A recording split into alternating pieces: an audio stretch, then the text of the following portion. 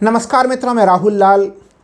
राजस्थान में लोकसभा चुनाव के प्रथम चरण संपन्न हो चुके हैं और लोकसभा चुनाव के प्रथम चरण संपन्न होते ही कांग्रेस को की सीटों की संख्या में वृद्धि दिख रही है और वो 12 में से 8 सीटों पर जीतती हुई दिखाई दे रही है और भारतीय जनता पार्टी 4 सीटों पर सिमटती हुई दिखाई दे रही है। अगले कुछ मिनटों तक हम लोग चर्चा करेंगे कि आखिर राजस्थान में जो लोकसभा चुनाव के प्रथम चरण संपन्न हुए वो क्या परिस्थितियां रही, सीट वाइज क्या स्थितियां रही जिसके कारण कांग्रेस ने यह बढ़त हासिल की। और हम लोग शुरुआत कर रहे हैं मित्रों गंगानगर लोकसभा सीट को लेकर, चूंकि इसके बारे में चर्चा काफ़ी कम हुई है। आप लोग जब कांग्रेस के सीटों के बारे में चर्चा होती है तो लगातार चर्चा सुनते हैं कि चूरू से राहुल कसवा जीत रहे हैं, लेकिन कुछ वैसे सीटों से मैं शुरुआत कर रहा हूं जो चर्चा में कम रहे, लेकिन कांग्रेस वहां पे काफ़ी मजबूत है और कांग्रेस ने काफ़ी हद तक उन सीटों को अपने लिए सुरक्षित कर ही लिया है। मित्रों गंगानगर लोकसभा सीट अगर मैं इसकी चर्चा करूं तो यहाँ पे जो 2 उम्मीदवार हैं, भारतीय जनता पार्टी की उम्मीदवार हैं प्रियंका बैलान जो कि नई नवेली उम्मीदवार हैं, और दूसरी तरफ कांग्रेस ने अपना उम्मीदवार बनाया है कुलदीप इंदौरा को। पुराने नेता हैं लेकिन जीत का स्वाद अभी उन्होंने चखा नहीं है और माना जा रहा है कि 2024 के लोकसभा चुनाव में आखिर कुलदीप इंदौरा जी भी जीत का स्वाद चख ही लेंगे। कुलदीप इंदौरा पूर्व मंत्री हीरालाल इंदौरा उनके बेटे हैं। एक तरह से पिता पुत्र की राजनीतिक पारी देखी जाए तो लंबी पारी है, लेकिन जीत के ये बड़े कारण नहीं है। अब मैं बताने जा रहा हूँ जीत के इसके कुछ बड़े कारण को। गंगानगर लोकसभा में 8 विधानसभा की सीटें हैं, जिसमें से 5 विधानसभा सीटें गंगानगर जिले में हैं और 3 विधानसभा सीटें हनुमानगढ़ में हैं। 8 में से 5 सीटों को कांग्रेस विधानसभा चुनाव में भी जीत चुके हैं, यानी कि 5 एमएलए यहाँ पे कांग्रेस के हैं, 2 भारतीय जनता पार्टी के और एक निर्दलीय। विधानसभा चुनाव से ही कांग्रेस यहाँ पे अपनी स्थिति मजबूत कर रही थी। लोकसभा चुनाव में स्थिति क्यों मजबूत मानी जा रही है? इसकी भौगोलिक अवस्थिति के कारण। चूँकि गंगानगर और हनुमानगढ़ जिला को अगर देखें हम लोग तो इसकी सीमा पंजाब से और हरियाणा से सीमा लग रही होती है। पंजाब हरियाणा के सीमावर्ती जगह होने के कारण किसान आंदोलन का यहाँ पर काफ़ी महत्वपूर्ण प्रभाव पड़ा और यहाँ पे सिख समुदाय के लोग भी अच्छे खासे संख्या में रहते हैं जो सीधे सीधे कांग्रेस की तरफ जाते हुए नजर आ रहे हैं। और दिल्ली में जब 13 माह तक 3 कृषि कानूनों के विरोध में आंदोलन चले थे और जिसमें 750 से अधिक किसान शहीद हो गए थे, उसमें से गंगानगर लोकसभा सीट से भी किसान शहीद हुए थे और लोगों ने सीधे सीधे बीजेपी के विरोध में वोट डाला यहाँ पे। एक तो ये स्थिति। दूसरी स्थिति कि अगर हम लोग देखें तो कांग्रेस ने जो सीकर सीट है वहाँ पे सीपीएम उम्मीदवार अमरा राम के साथ जो है कि सीपीएम के साथ समझौता किया था और सीपीएम को तो एक सीकर की सीट मिली, लेकिन गंगानगर जिले के 2 विधानसभा सीटों पर कम्युनिस्टों के कैडर काफ़ी मजबूत हैं। यहाँ पे अकेले में वो उनकी कोई महत्वपूर्ण भूमिका नहीं होती थी, लेकिन इस बार सीपीएम के साथ गठबंधन होने के कारण कम्युनिस्टों का वोट भी कांग्रेस की तरफ ट्रांसफ़र हो रहा है, जिससे इनकी जीत और भी ज़्यादा आसानी से कुलदीप इंदौरा जीत रहे हैं। तो ये हुई कुलदीप इंदौरा की कहानी। अब हम लोग आते हैं दूसरी सीट जिसके बारे में ज़्यादा चर्चा नहीं हो रही, कांग्रेस काफ़ी मजबूत पोजीशन में है वहाँ पे, और वो है सीट भरतपुर सीट।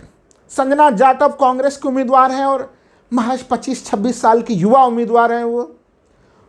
यहाँ पे कांग्रेस की तरफ से संजना जाटव तो वहीं बीजेपी की तरफ से रामस्वरूप कोली चुनाव मैदान में है। कांग्रेस ने मास्टर स्ट्रोक दाव चला यहाँ पे मित्रों। जाट जाटव का एक शानदार कॉम्बिनेशन बना इस स्थान पे।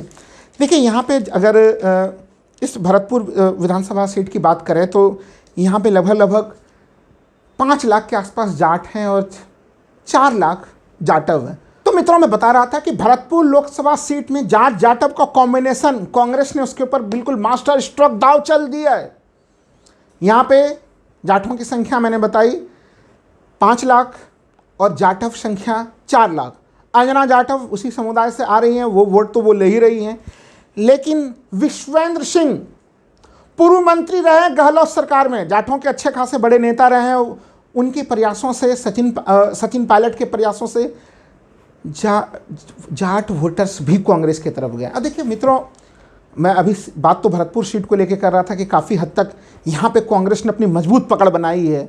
चुनाव होने के बाद भी वो पकड़ उनकी काफ़ी मजबूत दिख रही है कांग्रेस की। लेकिन पूरे के पूरे राजस्थान के चुनाव को देखें अगर हम लोग, तो वहाँ पे भी जाटों की बड़ी गोलबंदी कांग्रेस के खेमे में हुई है।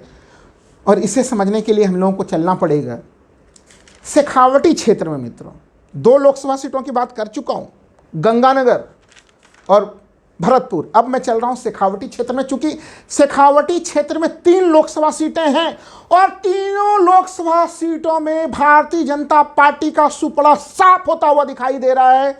ये एक पहले से ही अनुमानित स्थिति थी। और यहाँ पे अब हम लोग शुरू करते हैं चर्चा चूरू लोकसभा सीट से।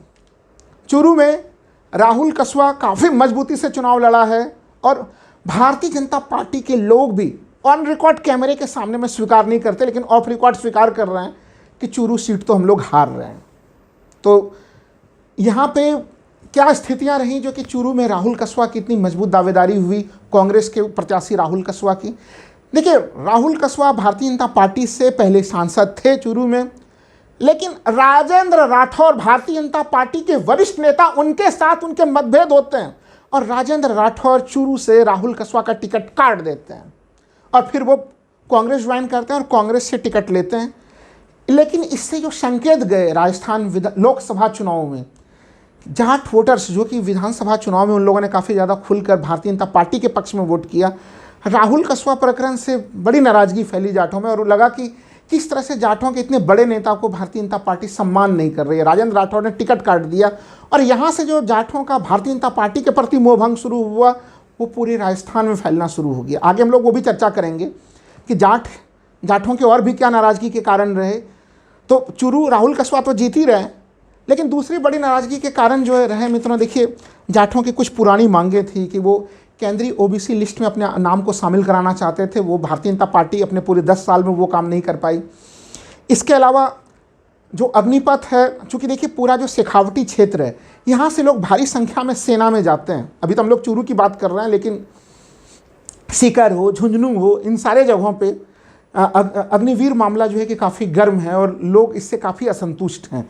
और जाट समुदाय के लोग भी सेना में काफ़ी संख्या में जाते हैं, वो लोग भी काफ़ी असंतुष्ट हैं इस कारण से।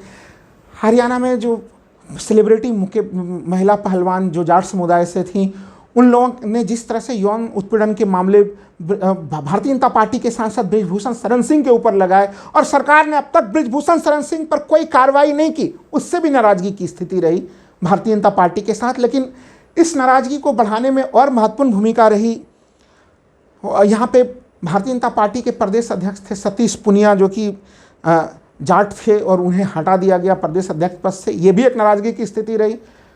और दूसरी तरफ देखिए अगर कांग्रेस में, तो डोटासारा वो कांग्रेस के प्रदेश अध्यक्ष हैं, जाट समुदाय से आते हैं।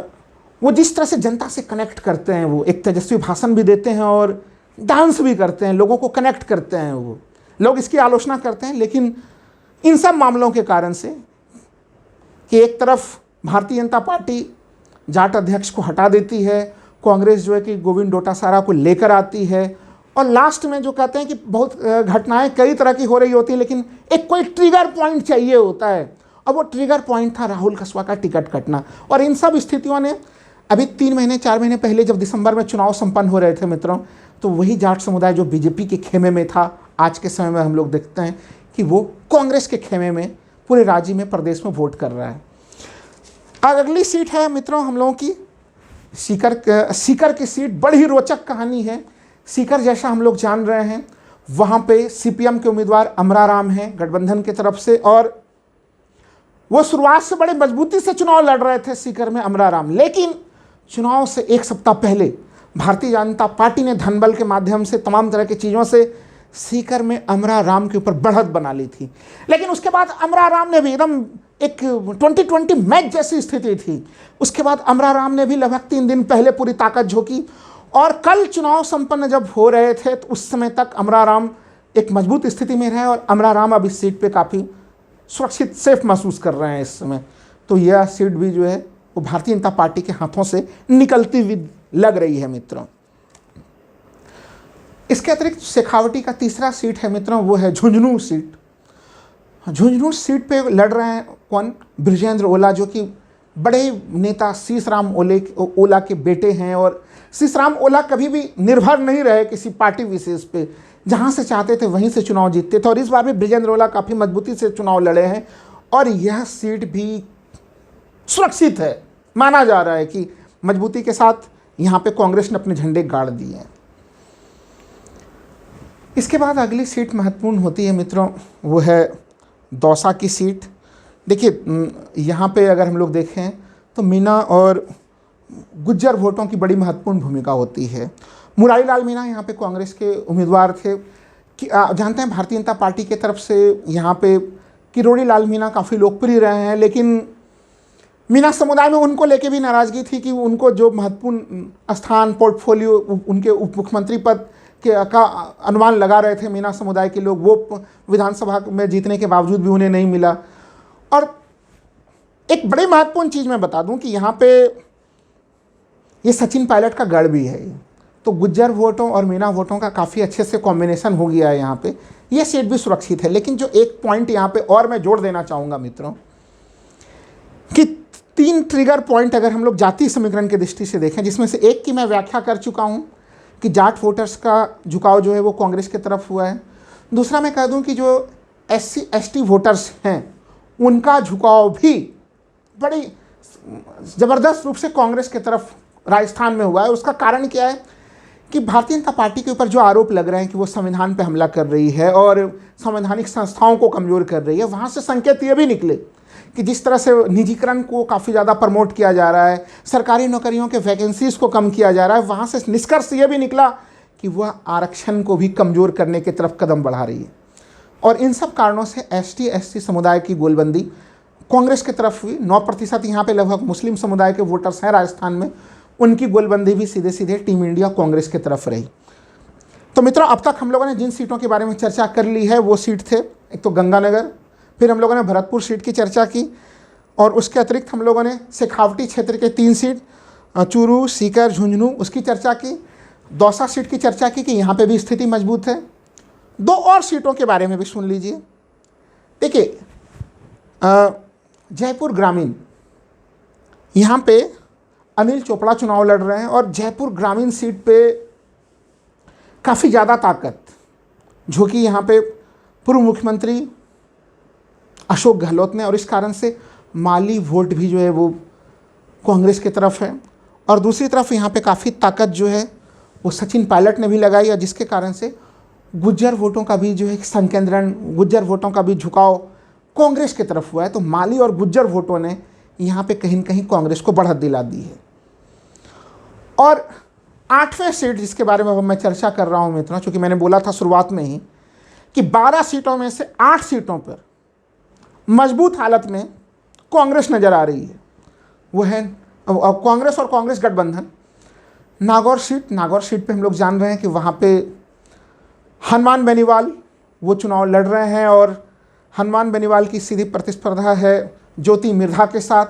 और इस लड़ाई में काफ़ी ज़्यादा जो है कि वाकयुद्ध की स्थिति रही, तमाम तरह की चीज़ें रही मित्रों, लेकिन उसके बावजूद भी अंततः निष्कर्ष की स्थिति यह निकली कि यहाँ पे कहीं न कहीं कांग्रेस ने जो हनुमान बेनीवाल के साथ समझौता किया, उस स्थिति में देखिए जाट वोटर्स में तो आप लोग कह सकते हैं कि कुछ बिखराव की स्थिति हो सकती है, लेकिन बाकी समाज का वो वोट भी जो है कि हनुमान बेनीवाल की तरफ ही जाते हुए दिखा। और एक कांटे के टक्कर के मुकाबले में हनुमान बेनीवाल ने यहाँ पे बढ़त की स्थिति बना ली।